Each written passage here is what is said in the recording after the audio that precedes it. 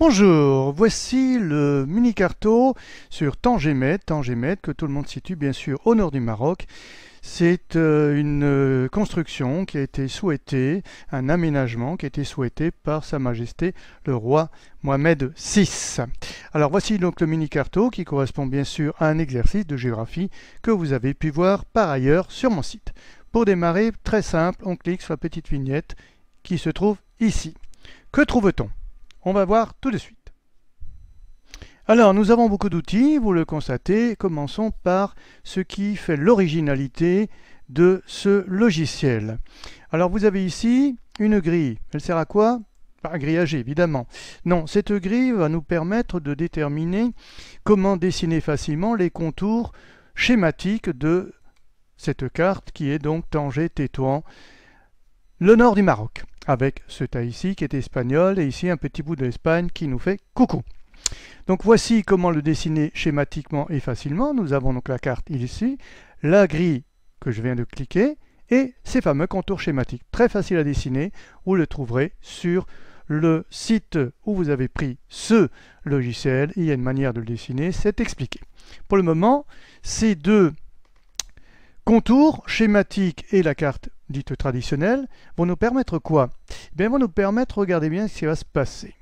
Ils vont nous permettre de déterminer, on peut enlever la grille si on veut, de déterminer avec un outil que tout le monde connaît, c'est-à-dire le pot de peinture. On va le mettre en rouge, très marocain, drapeau rouge. On va déterminer tout simplement, voilà, les contours. Alors vous remarquez que les contours ici ne sont pas tout à fait respectés. Oui, parce qu'il y a en dessous la carte. Donc, toute carte ou schéma qui est projeté délimite les contours. On efface, tout le monde connaît la petite poubelle, on efface et on regarde bien ce qui va se passer. Je ne prends que le schéma. Tout le nord du Maroc, hop, j'ai englobé la petite partie espagnole Ceuta, mais tout est en rouge. Jusque-là, tout le monde a compris. J'efface, je prends uniquement la carte, et non plus le contour schématique, et je fais la même opération, hop, cette fois-ci, Ceuta n'est pas en rouge. Pourquoi? Parce qu'il y a une délimitation sur la carte traditionnelle que je n'ai pas souhaité sur le contour schématique. Jusque-là, tout le monde a compris aussi, on poursuit. Alors il y a une petite flèche aussi pour enlever la dernière action, et la flèche retour, remettre l'action. J'efface tout. Si je trace un trait, tout le monde connaît le trait, on va le mettre en rouge aussi pour faire très simple, et je dis que par exemple cette partie-là est plutôt tangéroise. Voilà, c'est donc un trait qui n'est pas droit, un trait au crayon. Je ne veux que représenter cette partie-là, toujours avec le rouge. Pourquoi faire compliqué quand on peut faire simple? Je prends donc mon pot de peinture, et voilà.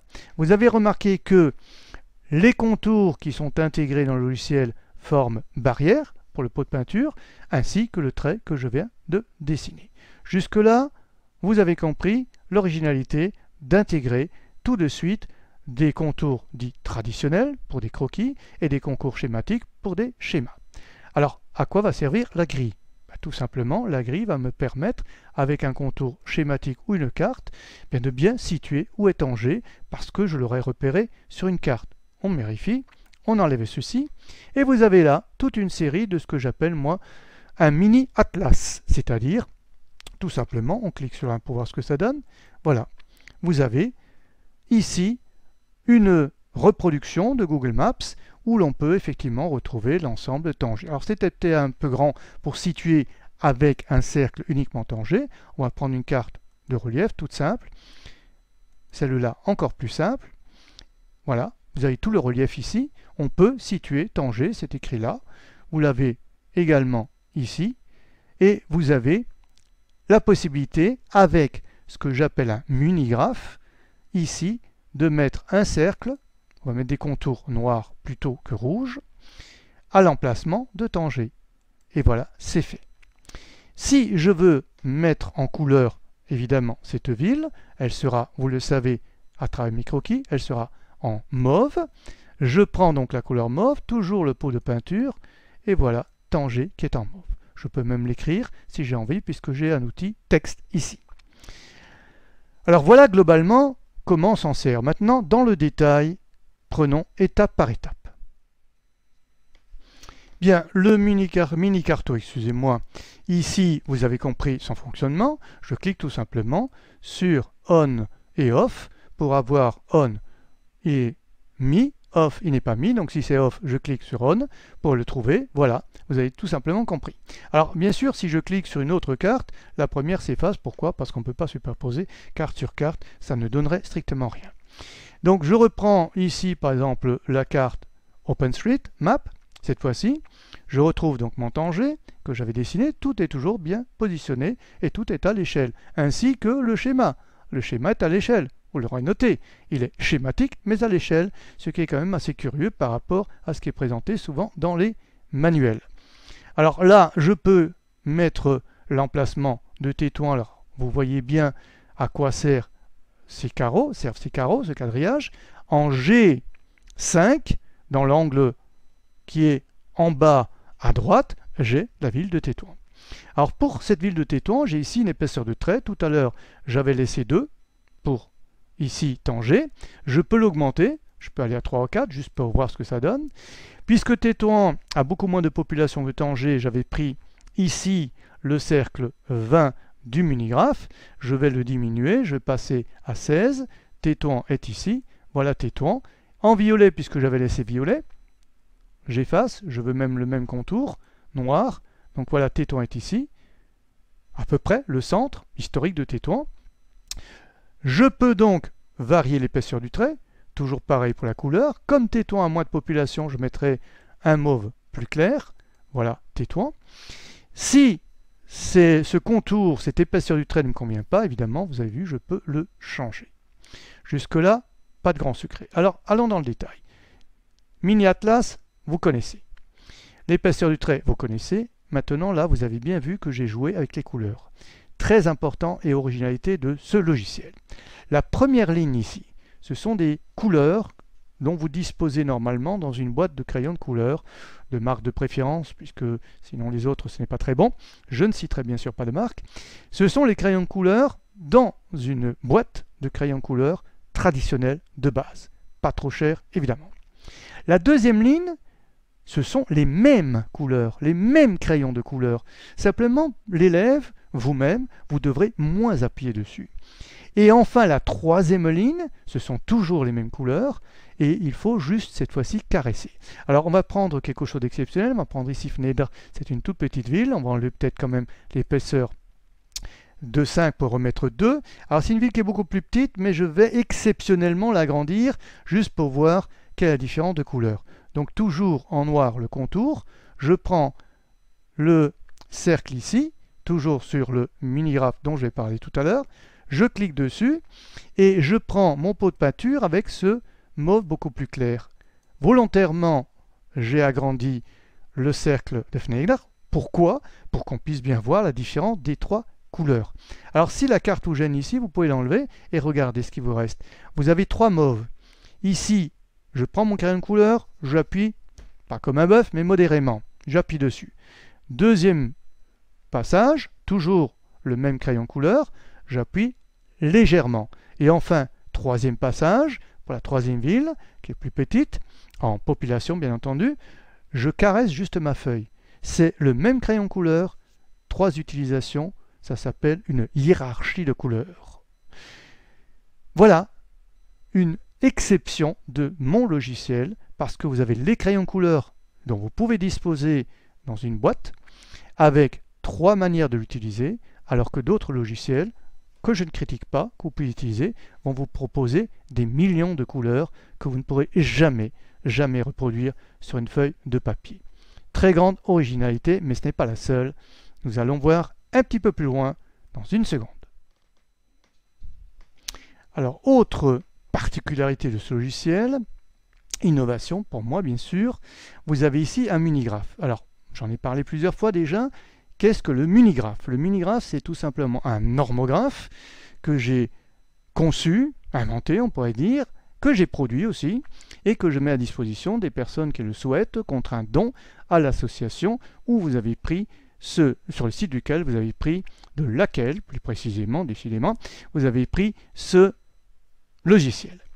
Alors vous verrez par ailleurs, donc normographe et puis minigraphe, vous cliquez dessus, vous versez un don et vous l'obtenez dans les meilleurs délais. Alors que se passe-t-il exactement avec ce minigraphe? Eh bien c'est ici la reproduction exacte de ce que vous trouvez sur le minigraphe, ce nomographe qui va vous servir en dessinant sur une feuille de papier à faire des contours corrects pour un cercle, pour un triangle, etc. Ce sont les mêmes proportions, tout est pareil. Et ici, donc, je peux le reprendre tout simplement en cliquant dessus. Je préfère l'épaisseur 2 parce que vous voyez sur un croquis de ce type-là ou un schéma, puisqu'on a la possibilité d'avoir les deux, l'épaisseur 2 est quand même plus agréable que l'épaisseur 4 ou 5 que nous avions tout à l'heure. Là, vous avez bien sûr des losanges. Voilà. Alors là, on ne voit pas grand-chose puisque le contour est resté en mauve clair. J'efface le contour, je mets du noir, c'est toujours plus agréable à l'expression pour le voir. Et ici, j'ai donc un losange. Je peux faire un tout petit losange et on a des losanges proportionnels, bien entendu. Jusque-là, vous avez bien compris, j'efface ces deux losanges. Ce minigraphe permet donc de mettre des figurés très connus, triangles, etc. Mais il permet aussi, ici, de mettre par exemple un aéroport. Cet avion aéroport se trouve sur le minigraphe, ce qui est très rare sur les nomographes. Peut-être qu'il y en a, personnellement je n'ai pas trouvé, je ne dis pas que ça n'existe pas, mais c'est très rare. Alors pourquoi un avion, alors que certains mettent un carré, un rectangle, enfin que sais-je, pour un aéroport? Non. Quand on prend le figuré avion, on symbolise deux choses à la fois. Regardez ce qui se passe, je le mets en gris parce que moi je les mets toujours en gris. Donc l'aéroport de Tanger qui se trouve exactement ici, un peu plus haut d'ailleurs, hop, il est là, voilà, il est là.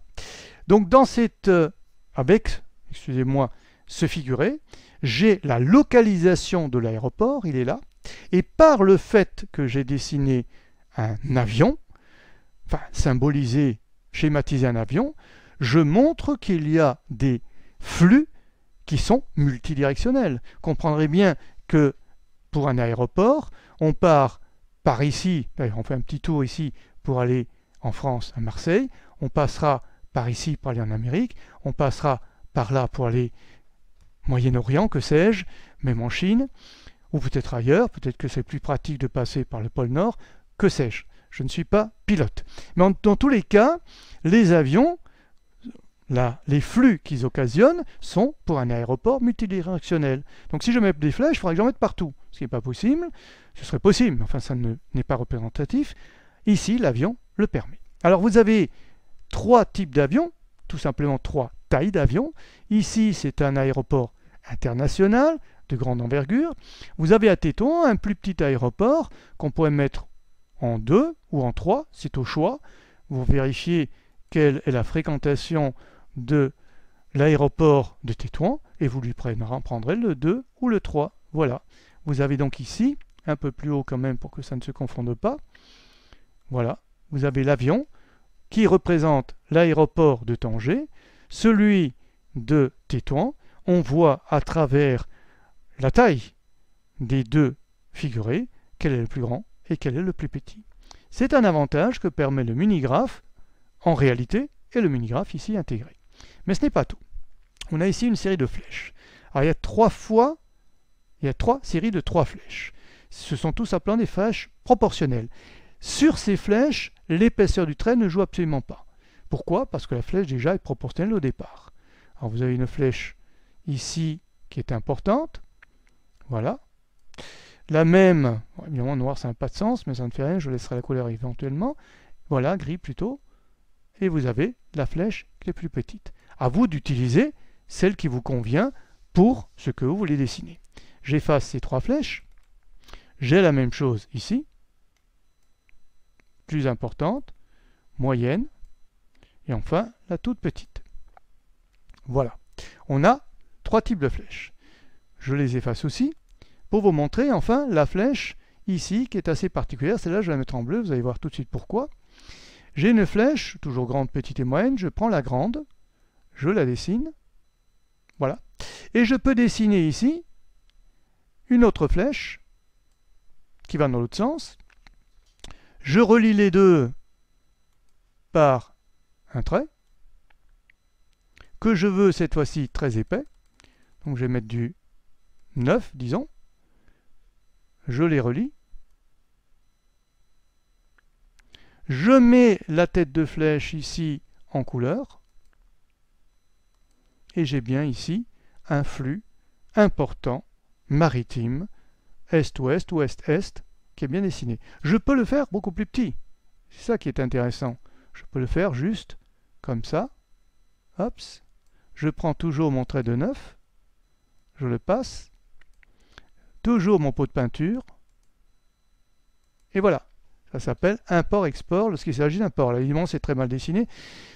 Quoique, s'il était un peu plus haut, ce serait pour ce tas. C'est évidemment juste un exemple. Alors, je vais le faire du bon côté.